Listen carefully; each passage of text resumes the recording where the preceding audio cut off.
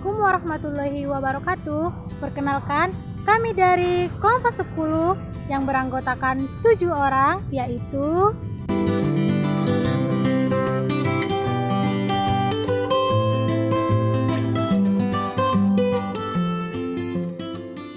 di sini kami akan melakukan wawancara mengenai audit pemasaran dari salah satu UMKM Padang, yaitu Bucin, singkatan dari Burger Cinta.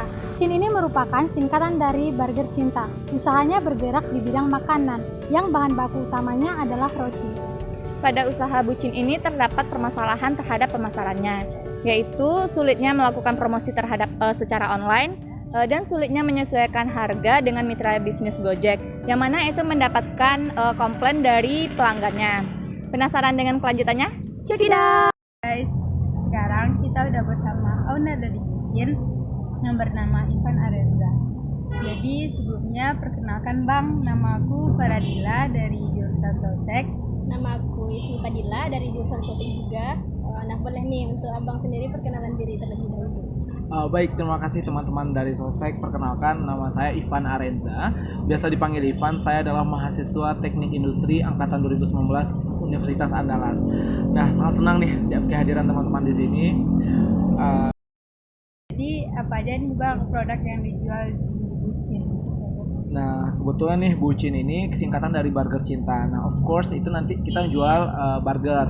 Nah, teman-teman semuanya, untuk burger ini kita mempunyai berbagai varian. Nah, variannya itu ada dari varian ubi, daging ayam, dan daging sapi. Nah, karena kebetulan nih kita inovasi utama dari Burger Cinta ini yakni adalah burger ubi. Dan burger ubi cukup diminati dan memiliki daya saing yang sangat luar biasa. Terbukti kita menjuarai 5 lomba business plan competition. Dan itu adalah salah satu produk Burger Cinta. Ya, untuk latar belakang Bucin ini sendiri apa, Bang? Nah, untuk latar belakangnya mungkin diawali karena kesukaan aku ikut lomba gitu. Nah, kebetulan seperti yang aku bilang sebelumnya, aku kan udah pernah ikut 5 lomba business plan dan alhamdulillah lancar dan kita meraih juara juga dan beberapa pendanaan juga. Nah, di sana nih aku nggak mungkin hanya sekedar bisnis plan dong ya. Pastinya akan diterapkan menguji diri aku sendiri dan menemukan lah inovasi baru. Pertama, kemudian yang kedua pastinya aku di sini mau berperan khususnya untuk kontribusi masyarakat, di mana seperti yang aku bilang tadi, Bucin ini bergerak dalam inovasi ubi. Nah, pastinya aku ingin memberdayakan petani ubi khususnya, karena kita sama-sama tahu ubi yang 1 kilonya sampai 5.000 itu dapat 10 ubi dan 1 ubi dapat 10 potong peti. Nah, itulah inovasinya di sana. Dari 5.000 bisa menghasilkan 1 juta. Nah, di sana kunci dari Bucin itu sendiri. Luar biasa sekali ya, Bang.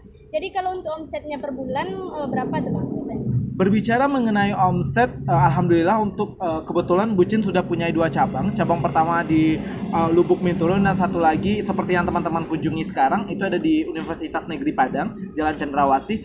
Untuk omsetnya sendiri berkisaran dari 14 juta hingga 18 juta. Dan itu masih belum termasuk kita kurangi belum termasuk laba bersih sih.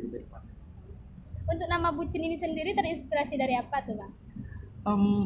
Yang pastinya setiap orang menginginkan untuk produk mereka bisa dikenal oleh masyarakat. Bagaimana produknya, membranding produknya tersebut bisa lebih mudah diingat oleh orang. Nah, Bucin ini sendiri nih, kan seperti yang dekat sama kita, anak-anak muda yang kata-kata Bucin yang biasa nggak sih? Maksudnya sih biasa sering kita dengar.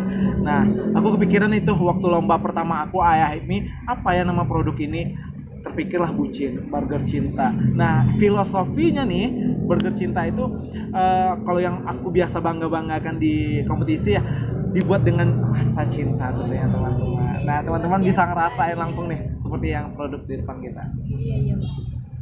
Jadi untuk pemilihan lokasinya itu kan Abang punya beberapa cabang nih. Untuk pemilihan lokasinya sendiri ada kriteria khusus nggak sih atau gimana gitu, Bang?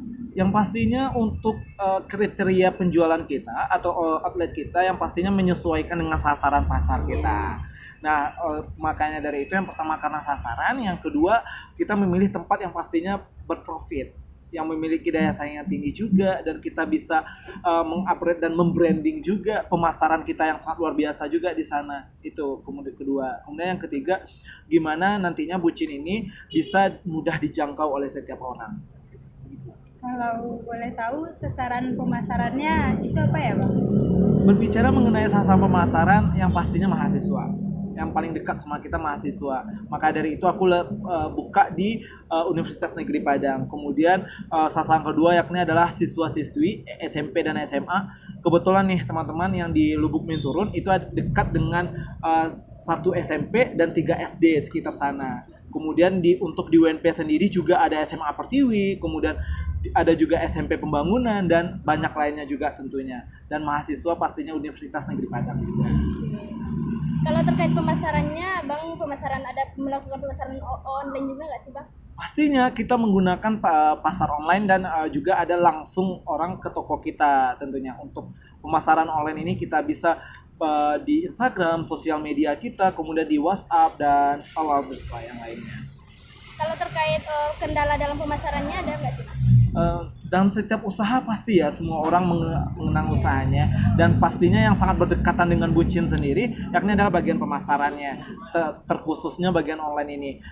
Kendala kami yang pertama untuk yang online ini yakni adalah kami kurang bisa atau menginovasi konten di Instagram atau di sosial media tersebut. Kemudian yang kedua, pendekatan dengan customer di WhatsApp, kemudian pendekatan di Instagram juga. Nah, kami kurang responsif, kurang fast respon lah bahasa kitanya. Nah, kemudian yang ketiga, kendala kami yakni adalah di pemasaran tersebut, yakni adalah bagaimana orang bisa mengenal produk kita tanpa harus kita beritahu. Nah, jadi ibaratnya menjelaskan ke orangnya juga cukup susah. Berarti di sini kurang komunikatif. Karyawannya sendiri ada nggak Bang yang difokusin untuk di bagian pemasaran tersebut biar makin berkembang gitu Bang?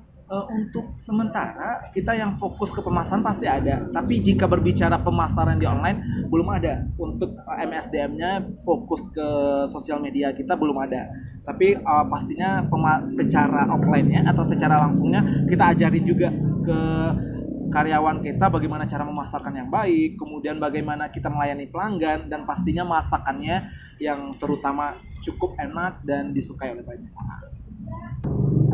Produk dari Bucin ini sendiri ada nggak Bang mitra dengan Gojek atau Shopee Food dan sebagainya gitu Bang?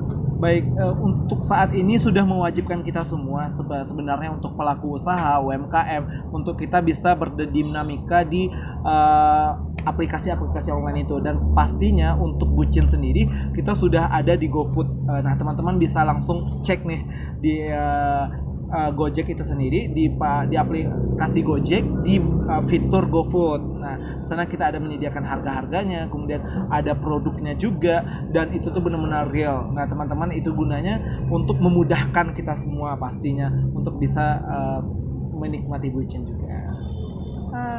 Di dalam memasarkan produk di GoFood tersendiri ada nggak Bang kendala yang dihadapi gitu?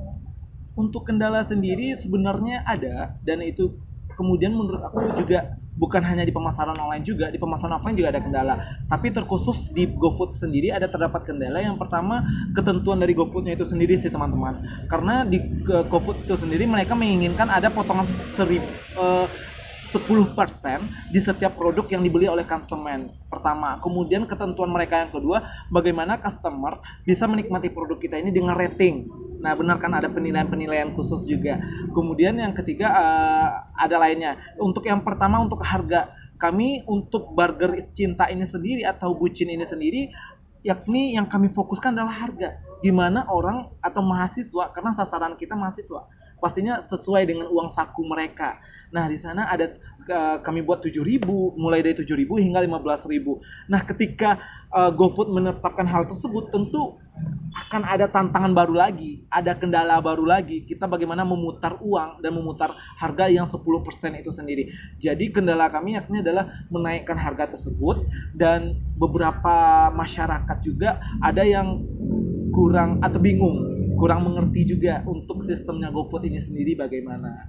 Nah, begitu. Terkait perbedaan harga karena ada potongan tersebut Bang, ada nggak komplain dari konsumennya gitu Bang? Nah, komplain Benar sih, ada untuk yang komplain yang khususnya yang offline, yang online ini, yang di GoFood itu sendiri ada komplain dari masyarakat juga atau pelanggan kita. Mereka bilang kenapa di GoFood harganya lebih mahal, sedangkan mereka juga bayar ongkir kan. Nah ada juga cashback juga dari mereka. Terkadang kita promo. Nah itu beberapa komplain mereka. Nah komplainnya itu juga membuat saya sebagai owner dan teman-teman karyawan lainnya juga berpikir gimana kita menanggapi hal tersebut sebenarnya, karena emang harga sangat-sangat signifikan ya, berpengaruh terhadap usaha kita tentunya. Berdasarkan wawancara tadi nih Bang, kami dapat menangkap terdapat dua permasalahan pada usaha Abang ini. Yang pertama, adanya permasalahan di promosi melalui sosial media, yaitu kurang bisanya menyiapkan konten yang menarik bagi konsumen dan bagaimana memperkenalkan produk ini ke konsumen. Terus yang permasalahan yang kedua yaitu terdapatnya perbedaan harga antara pembelian secara langsung di booth-nya dan pembelian secara online di GoFood. Hal itu dikarenakan adanya potongan per produknya sebesar 10%. Jadi dari kami nih Bang, kami bisa memberikan solusi kepada usaha. Yang pertama, terkait permasalahan yang pertama, menurut kami sebaiknya usaha Abang tersebut merekrut satu karyawan yang ahli di bidang tersebut. Jadi bidang teknologi ya. Ya, jadi kayak sosial media Abang sendiri itu kayak berkembang, ada konten-konten menarik sehingga pelanggan pun ada yang tertarik melalui konten tersebut gitu. Dan sedangkan terhadap permasalahan yang kedua, sebaiknya Abang kan punya sosial media nih Bang. Abang bisa tuh bilang di sosial medianya bahwa memang ada terjadi perbedaan harga sehingga konsumen tersebut nggak terkejut. Nggak perlu gitu. kita jelaskan lagi ya. Melihat perubahan harga tersebut, jadi komplain terhadap perusahaan itu bisa terkurangi gitu. Iya, benar. Bagus banget sih solusi dari teman-teman. Nanti aku coba berusaha untuk memperbaikinya. Sekian nih Bang wawancara dari kami. Terima kasih Bang udah mau meluangkan waktunya. Terima kasih juga nih kepada teman-teman yang bisa datang ke Bucin langsung. Sejauh ini Abang mau ikut promosi gak sih Bang? Wah, boleh banget nih. promosi. Nah, untuk teman-teman semuanya yang nonton video ini, siapapun, nah kami tunggu kedatangannya di Bucin, di Burger Cinta. Rasakan gimana rasanya Bucin ini sendiri. Teman-teman tadi udah coba kan gimana tes di Bucin tadi? Gimana nih? Nah giliran teman-teman nih, kita ada di 2 cabang, ada di Lubuk Minturun, di depan Simpang Vilangrek. Kemudian satu lagi kita ada di Jalan Cendrawasih, tepatnya di samping SMA Pertiwi 1 Padang. Kita tunggu kedatangannya teman-teman. Oke guys. Masih. Sekian wawancara kami pada hari ini. Kami kelompok 10 undur diri, terlebih terkurang kami mohon maaf.